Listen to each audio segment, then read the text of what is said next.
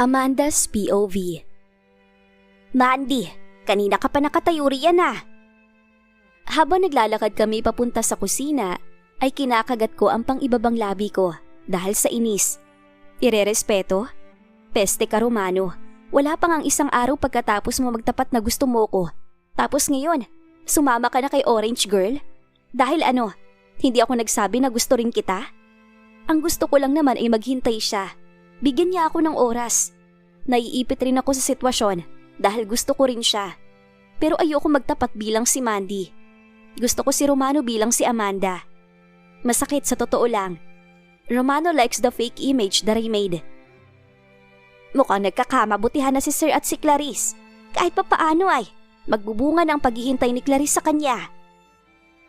Napalingon ako kay Manang na sabihin niya yon. Kaagad akong lumapit sa ref at kumuha ako ng bottled water. Inisang inom ko lang ang laman nun. Alam mo Iha, maganda naman kasi si Clarice. Mayaman, may sariling negosyo, hindi umaasa sa mga magulang niya. Matulungin rin at nako, wala akong maipintas sa kanya. Nang lumipat siya sa village na to, ay binigyan niya pa kami kaagad ng mga bagong pitas na prutas. Nakakarami na si Manang sa akin ah. Mukhang botong-boto talaga to kay Orange Girl.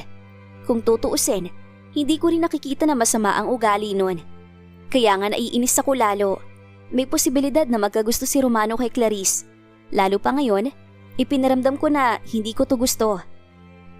Matutuwa ako kapag talagang nagkatuluyan sila ni Sir. Mahigpit kong hinawakan ang bote at nakalikha iyon ng tunog. Kaya't napatingin sa akin si Manang. Mandy, bakit? Manang, maniniwala ka ba sa akin kapag sinabi ko na may gusto sa akin si Sir? Tiningnan niya ako mula ulo hanggang paa at umatras ito ng kaunti. Pagkatapos ay nagsalubong ang mga kilay nito. Itsura pa lang ni Manang ngayon ay alam kong hindi na ito maniniwala. Masama ba ang pakiramdam mo ngayon, Mandy? May nararamdaman ka bang kakaiba? Nabagok ba ang ulo mo kahapon? Oh, see? Pati si Manang ay hirap maniwala. Iba talagang taste ni Romano sa mga babae. Manang, hindi ako nagbibiro. Mandy, ayokong umalis ka dito sa bahay. Malapit ka na sa akin. Alam mo naman ang dahilan kung bakit nawawalan ng katulong si Sir, di ba? Bumuntong hininga ito. Pigilan mo ang sarili mo na magkagusto kay Sir. Anito, paano ko ba ito makukumbinsi na may gusto talaga sa akin si Romano? Naupo ako sa tapat ng matanda at tinitigan ito. Manang, hindi ako nagbibiro. Hindi rin nabagok ang ulo ko, kaya ako nasasabi ang mga to. Kagabi, nakita mo kagabi di ba? Niyakap ako ni Sir nung akala ninyo may nangyari ng masama sa akin. Tapos Manang, kanina, kinausap ako ni Sir. Sinabi niya sa akin na gusto niya ako. Sabi niya pa na wala daw siyang pakialam kung katulong niya ako. Kung anong sasabihin ng iba o ng pamilya niya. Manang, totoong sinasabi ko. Wala naman ako mapapala. Tsaka hindi ko naman kaya magsinungaling sa inyo. Nang tumayo si Manang at pumunta sa lababo, ay napayuko ako. Hindi talaga ito naniniwala. Naku Mandy, pumunta ka na nga lang sa likod. Manungkit ka ng mangga. Magulang ng mga yon. Gusto mo na mangga di ba? Nakanguso na lang akong tumango kahit hindi ito nakatingin sa akin. Tumayo na ako at lumapit sa matanda. Sige Manang, sa likod po muna ako. Kaagad na akong umalis at tinungo ang manggahan. Dapat pala ay hindi ko na lang sinabi kay Manang. Gusto naman talaga ako ni Romano. Hindi naman ako nananaginip kanina.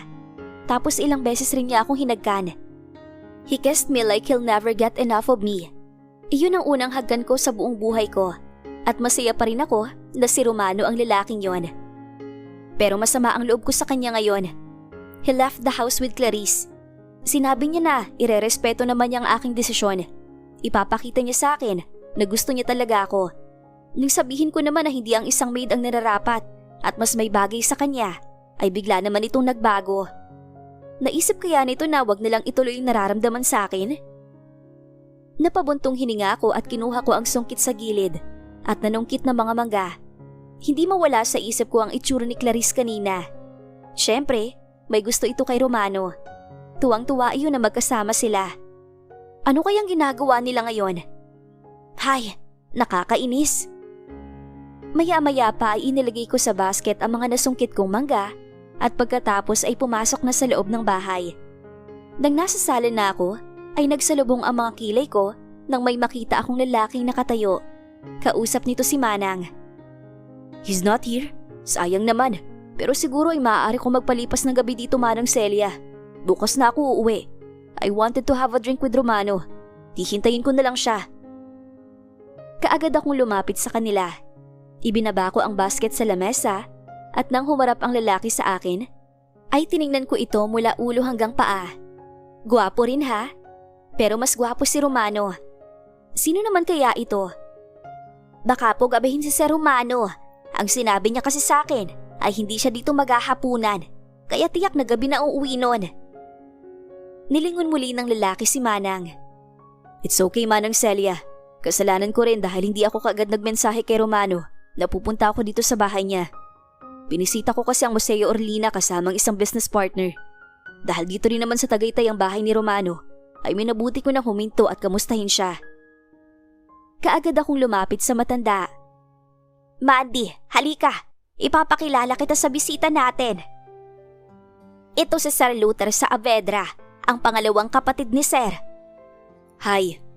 Bati nito sa akin at mabilis na bumaling kay Manang. Bagong katulong? Wala na yung iba? She looks different than the other maids the last time I went here. Napangiwi ako bigla. Ito na naman yung she looks different. Hindi pa sabihin na pangit ako. Ay, wala na po Sir Luther. Nasisante na po ang ibang mga maid. Kami na lang po ni Mandy ang nandito na mga katulong ni Sir Romano. Nang tumingin sa akin si Luther, ay nagpakilala na ako. Ako po si Mandy de la Cruz, sir. Tumangutang-ulang ito at kaagad na lumingon sa matanda. Can you make coffee for me, Manang Celia? Sa gazebo na lang. Ay opo, sir. Sandali lang. Naglakad na paalis ang kapatid ni Romano. They have the same height, same body build. Mukhang mabait rin. Pero may iba akong nararamdaman sa mga ngiti nito. Manang, ako na lang po ang magtitimpla. Ipagpatuloy niyo na lang po ang ginagawa ninyo. Iniabot sa akin ni Manang ang tasa at ngumiti siya sa akin. Ang sipag at ang bait mo talaga, Mandy. Kaya huwag ka magkakagusto kay Sir, ha? Ayoko mapaalis ka dito sa bahay. May gusto na ako, Manang. Our feelings is mutual. Ayaw mo lang maniwala na gusto rin ako ni Sir. Nang makapagtimpla ako ng kape, ay tinungo ko ang gazebo. Sir Luther, ito na po ang kape ninyo. Maya-maya pa ay lumapit ito at pagkatapos ay kinuha ang kape. Mandy, right? Yumuko ako. Gaano ka nakatagal dito sa bahay ni Romano? 1 buwan na po, sir. Naglakad na ito at naupo. 1 month? Hindi ka naman nahirapan sa mga gawain? Nagsalubong ang mga kilay ko sa tanong nito. Bakit ako mahihirapan? Ano pong ibig niyo sabihin, sir? Tanong ko habang nakangiti. Nothing. Sige po, sir. Kung wala na kayong kailangan, ay babalik na po ako sa loob. Nang hindi sumagot si Luther, ay tumalikod na ako. Pero hindi pa naman ako nakakalayo nang marinig ko ang boses nito. Amanda. Napatigil ako sa narinig ko. Nang nilingon ko ito, ay nakita ko na nakangiti siya sa akin. Did I heard it right? Did he call me Amanda? Sir? A maid. What is a Castellanos doing in my brother's house? Napaawang ang mga labi ko nang marinig ang sinabi ng lalaki. Ha? Amanda Castellanos? Hindi ako nakagalaw dahil sa pagkabigla. He's Romano's brother and he knows me. Paano ako nakilala ng taong ito? Pero hindi. I should hide my identity. Hindi ngayon, kung kailan nalaman ko na may nararamdaman sa akin si Romano. He would hate me if his brother tells him the truth. Hindi matutuloy ang pagkikita namin sakaling makabalik ako. Hindi ako magkakaroon ng pagkakataon na masabi ang dahilan ko. Yun ang ayokong mangyari. Kailangan ko lang ng oras. Yun lang. Sir, ano pong sinasabi ninyo? Tanong ko habang nakangiti. Kaya pala ganoon ang sinabi nito kanina sa akin. He knows that I am not just a simple person. Oh, why are you denying it? Tayo lang nga nandito. Kaya nga sa gazebo ko nagpadala ng kape para makausap kita. Tumayo ito at lumapit sa akin. Nakangiti ito, pero iba ang dating sa akin ng ngiting yon. So, what are your intentions? Pumasok ka sa bahay ng kapatid ko bilang katulong. Sabihin mo sa akin, Miss Castellanos, are you playing with him? Nang humakbang itong muli ay napaatras ako. I can't find words to say. I was cornered. Mukhang sigurado ito, pero kailangan kong itanggi ang mga sinasabi nito. Sir, mukhang nagkakamali po kayo. Hindi ko po kilala ang... Napatigil ako nang kuhanin ng lalaki sa bulsa nito ang cellphone niya at ipinakita ang screen sa akin. Kaagad kong nakagat ang pang-ibabang labi ko, pero hindi ko pa rin ipinapahalata ang gulat. Nang muli itong humakbang palapit, ay aatras na sana ako, pero hinawakan nito ang aking braso. Hindi ba? At ikaw to? He was showing me my photo. Mukhang kanina niya pa yung tinitingnan dahil pagbukas nito ng kanyang cellphone ay iyon kaagad ang bumungad. Sir, bitawan mo ako. I will let you go if you will tell me your reasons. Isa pa, bakit mo pa itatanggi? Ibinalik na nito ang cellphone sa kanyang bulsa at nagulat ako nang hapitin niya ako sa aking bewang. What the? Sigaw ko sa kanya at sinubukan siyang itulak, pero mahigpit ang kapit niya sa bewang ko. What a childish act, Miss Castellanos. Nagulat ako nang itaas nito ang aking bangs at ilapit ang mukha nito sa akin. Kaya mong lokohin ang kapatid ko, pero hindi mo ko kayang lokohin. Ang bilis ng tibok ng puso ko dahil sa takot. Natatakot ako na baka sabihin nito kay Romano ang totoo. I can't even imagine what would happen next. Ayokong magalit sa akin si Romano. Not now. The disguise you did was not that hard for me to notice you, Miss Castellanos. Mukhang wala nang dahilan para itanggi ko pa sa lalaking nasa harapan ko ang totoo. Let me go. Hindi ito kumilos. Nang umangat ang tingin ko sa kanya at sinamaan ito ng tingin, ay ngumiti siya sa akin. He smirked at me. Nakakatakot. No wonder, isa ka talagang Castellanos. Nang bitawan niya ako ay huminga ako ng malalim at inayos ang aking buhok. Akala ko noon ay matatapos ang 2 buwan ko sa bahay ni Romano nang walang makakakilala sa akin. I am confident because Dad doesn't require me to attend parties about business. I am also a private person. I choose to live my own life away from the mess of running a business. Nakita ko pa kung paano nahirapan si Dad at ang mga kapatid ko noon sa pagpapatakbo ng kumpanya namin. There were problems that almost ruined our family. Ayoko nang ganoon na nagkakaroon ng pagtatalo sa aming pamilya dahil sa negosyo. Kaya't nang pinapili ako ni Dad kung ano ang gusto ko, mataas na pwesto sa kanyang kumpanya o sariling negosyo ay kaagad kong sinabi na nais kong magkaroon ng flower shop. My own business that has nothing to do with big people. Ibig sabihin, sa mundo nilang mga businessman, hindi ako ganoon kakilala bilang isang Castellanos.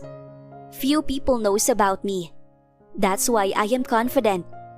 Nakilala man ako ni Isaac, pero nagawan ko pa ng paraan. And this, I didn't expect that Romano's brother would notice me. Dito ako hindi sigurado kung malulusutan ko pa. How did you know me? I asked. Sino bang hindi nakakakilala sa mga Castellanos?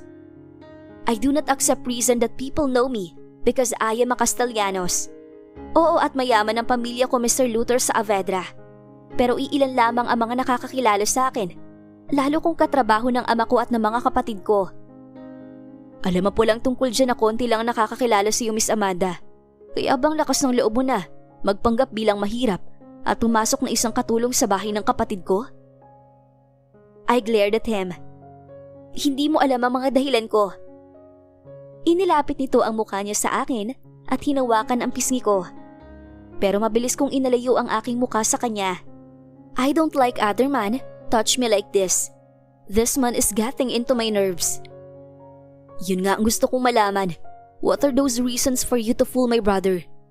Are you playing with his feelings? I am not. Galit na sigaw ko sa kanya. I am shaking in fear.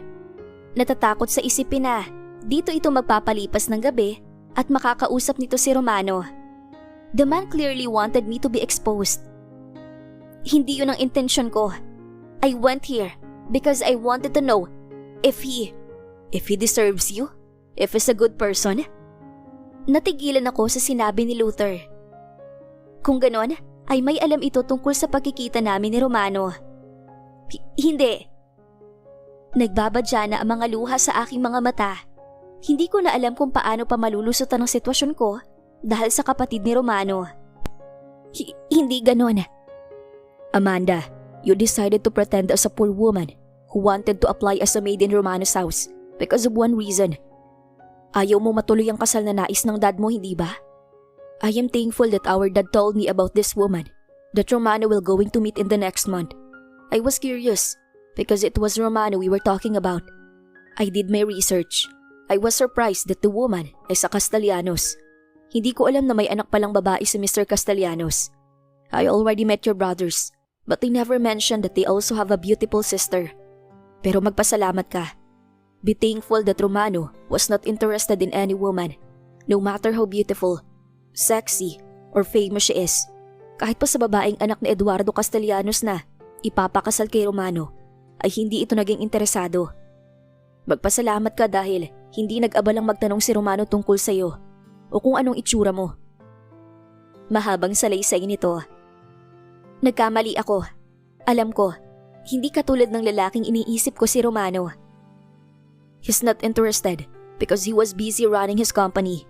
Ngayon, ano kayang mararamdaman niyo kung ang babaeng ipapakasal sa kanya ay pumasok sa bahay nito para lokohin ito at... Hinawakan ko sa kamay si Luther. My tears fell. Ayokong dumating sa punto na makita kong nakatingin sa akin si Romano na puno ng galit ang mga mata nito. Please, Luther. I look at his eyes while I am crying. Please, give me time. Aalis na ako dito. Huwag mong sasabihin kay Romano. Kusa akong aalis. Nais ko na ako magsabi sa kanya ng totoo at kung bakit ko ito nagawa. Naramdaman ko na hinawakan ni Luther ang aking kamay. Bakit ka umiiyak? Hindi ba't pinasok mo to? Dapat ihanda ka sa mga posibleng mangyari. I am crying because I was wrong. The decision I made backfired. Nagkagusto ko kay Romano at yun ang hindi ko inaasahan. I really don't want to get married. I wanted a peaceful life, alone. Ayoko magpakasal dahil maayos na ako sa buhay ko. When Dad told me that there was a man he wanted me to marry, a good man, I doubted him. Sinabi ko sa kanya na hindi siya nakakasigurado kung itatrato ako ng mabuti nito. But Dad was so sure of the man. He even said that if I proved that he was wrong, that Romano is not good for me, then I can do whatever I want to do in my life. Kontento na ako sa buhay ko bilang si Amanda, na may-ari ng isang flower shop, kaya ako narito ngayon. Kaya nagpanggap ako, dahil gusto kong makakita ng ugaling ni Romano na hindi magugustuhan ng ama ko. Gusto kong hindi matuloy ang pagkikita at ang kasal na gusto ng dad ko. Luther wiped the tears on my face. But I didn't expect that my dad was right. That Romano is a good person. That he is a great person. I can't control my emotions right now. Romano said he likes me. I declined him. Then he was out with Clarice. And now, I am here with Luther, his brother who found out my real identity. Halo-halo ang aking nararamdaman. I was wrong. Alam ko naman na nagsisisi ako sa ginagawa kong to. Kaya pakiusap, give me time and I will leave this house. Aalis ako. Bumuntong hininga ito at pinunasang muli ang luha sa magkabilang pisngi ko. You are cute. Ano ba ang... Okay, I will not tell my brother. Stop crying. Thank you. He smiled and caressed the side of my head. Ngunit ang ngiti nito ay nawala nang tumingin siya sa likod ko. Fix yourself. My brother has arrived. Let's talk again later. I don't know but he looks mad while looking in this direction. Sir? Nagulat ako nang hilahin ni Romano ang aking kamay at ilagay niya ako sa kanyang likuran. Nakita kong tumingin si Luther at bumaba ang mga mata nito sa kamay ko na hawak ng kanyang kapatid. You can wait inside my house, Luther. Ani Romano sa malamig na boses. Ako naman ay hindi maalis ang kaba sa aking dibdib kahit na sinabi ni Luther kanina na hindi nito sasabihin kay Romano ang totoo. Sa sinabi nito kanina bago kami malapitan ni Romano, ay narinig ko na mag-uusap kaming muli. Ibig sabihin ay hindi ako maaaring magkampante. Ang bilis mo naman makabalik, Romano. Nasa 10 minuto pa lang ang nakalipas nang magmensahe ako na narito sa bahay mo. Anong nangyari sa lakad mo? Tanong ni Luther. Kaagad akong napatingin kay Romano. Oo nga pala, umalis ito kasama si Clarice. Sinabi rin ito na hindi ito sa bahay maghahapunan. Kaya't anong ginagawa niya ngayon dito? It's not important. Let's go inside my house. Tumango si Luther at akala ko ay maglalakad na ito papasok sa bahay. Pero bumalik ito sa lamesa at kinuha ang kape na itinimpla ko. She made this for me. Mabuti at nakakita ka ng matinong maid ngayon, Romano. Nakita ko na sinamaan ni Romano ng tingin ng kanyang kapatid. Ano ba itong nararamdaman ko sa kanilang dalawa? Parang meron silang hindi magandang relasyon. You don't drink coffee, Luther. Desman, mukhang ginawa lang talaga nito iyon para makaalis sa bahay at makumpronta ako sa totoong katauhan ko. He knows that there's no CCTV in the gazebo. Nang tingnan ko si Luther ay nakangiti siya sa akin. Humigop ng kape at pagkatapos ay nauna ng maglakad. Pero hindi pa man nakakalayo ay muling nagsalita. No, I do. What is this man doing? Kahit na sinabi nito kanina na hindi nito sasabihin ang totoo kay Romano, ay iba pa rin ang nararamdaman ko. Pakiramdam ko ay meron itong binabalak na hindi maganda. Bakit hindi mo ko tinawagan agad na may dumating na bisita? Nilingon ko si Romano na magsalita ito. Aba, bakit parang kasalanan ko? Ni hindi ko nga naisip na tawagan ito dahil mukhang masaya siyang umalis kasama si Clarice. Sir, nasa date po kasi kayo kanina. Nakakahiya naman po kung maiistorbo ko kayo sa date ninyo ni Ma'am Clarice. Sapakin kita eh. It was not a date, Mandy. It was not a date? Ano yon? Lumabas lang sila as a friend? Kakain sila as a friend? Alam nitong may gusto sa kanya si Clarice. Tapos may pahawak-hawak pa sa bewang. Sir, hindi po ko ipinanganak kahapon para hindi malaman na date yon. Huwag na po ninyong itanggi. Saka ano naman ang masama? Maganda si Ma'am Clarice. Sexy. Matalino. May sariling negosyo. Saka sabi ni Manang, maraming nagkakagusto doon. Pero ikaw ang hinihintay kasi may gusto sa'yo. Nako, wag nga ako, Sir Romano. Napahinto ako sa pagsasalita nang tumaas ang sulok ng labi nito. Umabante ito sa akin at ako naman ay umaatras. Oh, ayan ka na naman, sir. You're jealous, Mandy? What? Nakangiti ito habang ang mga mata ay nakatingin lang sa akin ng diretsyo. Ako? Nagsiselos? Hindi siguro. Nagsiselos ka? Sige, siguro, konti. Paano ba naman? Bakit kailangan humawak pa sa bewang? Ganun ba dapat ha, Romano? Pero dapat kong itanggi. Hindi ako bibigay sa kanya. Hindi ako nagsiselos, sir. Kung tutuusin, ay mas bagay kayo noon ni Ma'am Clarice. Uulitin ko pa ba ang magagandang katangian niya sa'yo para lang maliwanagan ka? Nginitian lang ako ni Romano. Na magsasalita akong muli, ay mabilis niya akong hinagkan sa labi. Nanlalaki ang mga mata ko habang nakatingin sa kanya. Tinakpan ko ang aking bibig at lumingon sa paligid dahil baka may nakakita sa amin. Patagong maharot pala itong si Romano. Napatunayan ko na rin na talagang magnanakaw ito. Magnanakaw ng halik. Mandy, wala kang dapat ikaselos. Hindi lang kami ni Clarice ang magkasama. Inibithan ako ng ama ni Clarice para sumama sa kanilang kumain ng hapunan. Isang kanyang ama sa mga investors ng kumpanya ko. Hindi ko rin inaasahan na pupunta pa si Clarice kanina sa bahay. Hindi nga ako nagsiselos. Sigaw ko sa kanya. I heard his laugh. I was stunned for a moment. Kailan pa naging ganito kagaan sa tenga ang tawa ng isang tao para sa akin? You are jealous, baby. Baby? Nagsiselos ka. I should be thankful to Clarice for coming to my house. Kung hindi pumunta si Clarice kanina sa bahay, ay baka hindi ko nalaman na nagsiselos ka. Romano moved closer and snaked his arm around my waist. Huwag ka mag-alala, Mandy. Kahit gaano pa kaganda ang babaeng nasa harapan ko, kahit gaano ka sexy o katalino, ikaw pa rin ang pipiliin ko. Sigurado ako na pulang-pula na ang aking mukha ngayon dahil sa mga sinabi nito. Is he giving me assurance that he won't look at other woman? Hindi nga kasi ako. Kapag ipinagpatuloy mong pagsasabi na hindi ka nagsaselos, kahit totoo naman, ay hahagkan kita ulit. Mas matagal na hagkan kesa sa iniisip mo. Natakpan kong muli ang aking bibig dahil sa sinabi nito. Nang pakawalan niya ako, ay hinawakan naman niya ang aking kamay at hinila ako papasok sa loob ng bahay. Sir, bitawan mo ang kamay ko at baka may makakita sa atin. Andyan pang kapatid mo. Pero hindi ito nakinig. Naramdaman ko pa na mas hinigpitan nito ang hawak sa kamay ko. Nang makapasok kami sa loob ng bahay, ay nakita ko si Luther sa living room habang nakatingin sa cellphone nito. Napalunok ako nang maalala ang larawan ko na ipinakita nito sa akin kanina. It was a close-up picture of me wearing a red swimsuit. Sira ulo to. Yun pa talagang larawan na meron ako sa kanya? Are you going to stay here tonight, Luther? Nang mapatingin sa amin si Luther, ay bumaba ang mga mata nito sa kamay ko na hawak ni Romano. Nakita ko na ngumiti ito sa akin. He smiled. Yun din ang ngiti niya kanina bago nito sinabi sa akin na ako si Amanda. Maya-maya pa ay kinuha ko ang aking kamay kay Romano at nagpaalam para maiwan silang dalawang magkapatid. Sir, sa kusina muna ako. Tutulungan ko maghanda ng hapunan si Manang.